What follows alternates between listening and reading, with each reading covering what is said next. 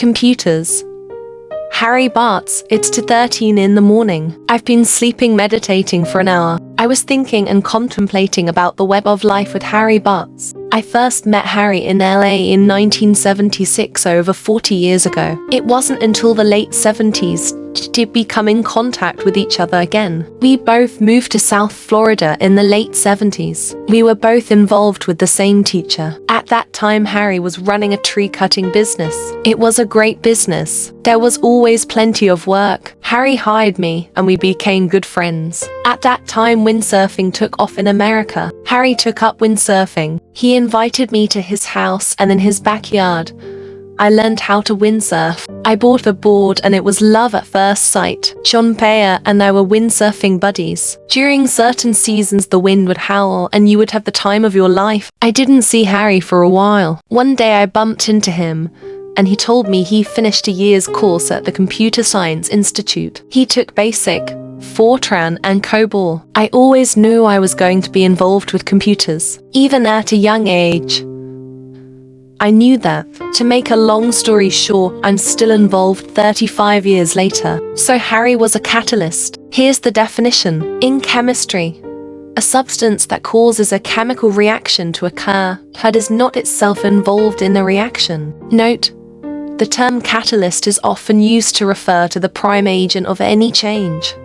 She was the catalyst to the reorganization. I find it fascinating that life's events help you to be at the right place and right time. Synchronicity was there. Harry gave me the impulse to enroll and start an incredible career. Yet it doesn't stop there. Harry was one of the ones who told me about Marfu. Fast forward a few years. Barbara and I moved into a house with Linda Graham. Linda's ex-boyfriend was Don Rocklin, who in the future 25 years later provided the music for my first poetry music CD. It's featured on this site. Yet guess who is living next door? Harry Bartz. Harry made a ton of money selling computers and moved to Sedona. This was in 1987. In 1991 my family and I moved to Hawaii for 6 glorious years. I got a software engineering job at the Maui Space Surveillance Site. My wife and daughter went to Maui, and I went to Portland, Oregon for a few weeks. I had a contracting job I was going to work on. In Portland,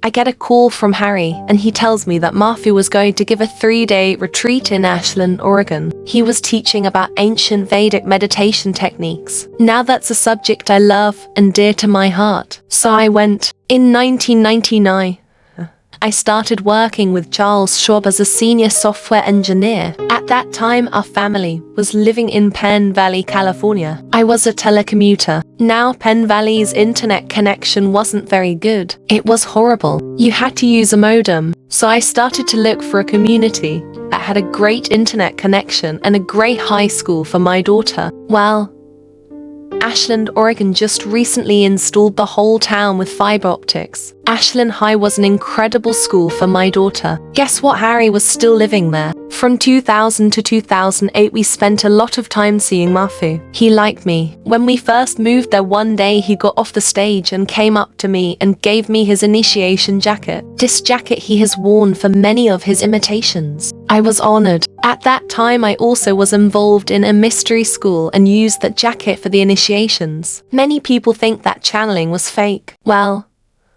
I met and talked to Marfu many times. We had a deep relationship. Like any relationship, you knew one another. Yet, there were numerous times I saw Penny, who channels Marfu, and said hello. She had no idea who I was. I think I spoke to her once when she was reading off the list of attendance for a seminar and said hi to each one. One time I saw her and Rob Spinner was with her. I said hi, and as I was walking away she whispered to Rob, "Who that's?" Rob said, "That's Richard Fletcher." That gave me a sign that I had a relationship with Marfu. How can you have a relationship with someone when you never interacted with them? So it makes perfect sense for Penny to say, "Who's that?" We have never interacted before. What I liked about his group, that Marfu taught about kindness. He taught about compassion. He taught about meditating for the whole planet. He taught universal truths. The universe is kind. That is its nature. Marfu is kind. That is his nature. As humans being, our true nature is kindness. It is just covered up. So here was a group practicing universal truths of love and compassion. It wasn't just words. Matthew was an incredible drummer. Imagine during the winter, it's snowing and you're on top of a mountain inside of an ashram. It's nighttime and the wind is howling. Matthew is on stage beating these huge Japanese taiko drums. It's a sight to see. At that time and place,